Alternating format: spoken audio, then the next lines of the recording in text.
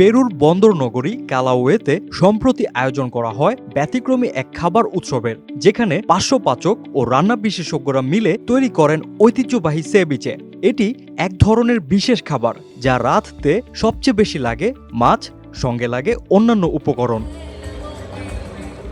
ব্যাপক জনপ্রিয়তার কারণে এটি পেরুর সংস্কৃতির অংশও হয়ে গেছে। তাই বিশাল এই অনুষ্ঠান সফল করতে রীতিমতো যুদ্ধের প্রস্তুতি নেন আয়োজকরা। আঞ্চলিক ক্রীড়া কেন্দ্রে সেবিচে তৈরি 9 টন মাছের পাশাপাশি ব্যবহার করা হয় 1200 কেজি লেবু, 500 কেজি পেঁয়াজ, 200 কেজি মরিচ ও 250 কেজি লবণ।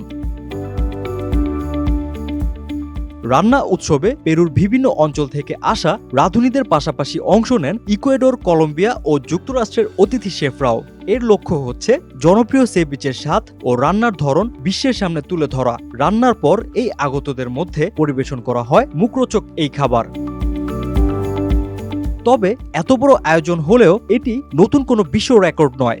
গিনেস ওয়ার্ল্ডের তথ্য অনুযায়ী সবচেয়ে বড় সেবিচের রেকর্ড এখনও মেক্সিকোর দখলে। 2017 সালে 11 টনেরও বেশি সেবিচে তৈরি করে দেশটির রাঁধুনিরা। Desk report, hello Bangladesh.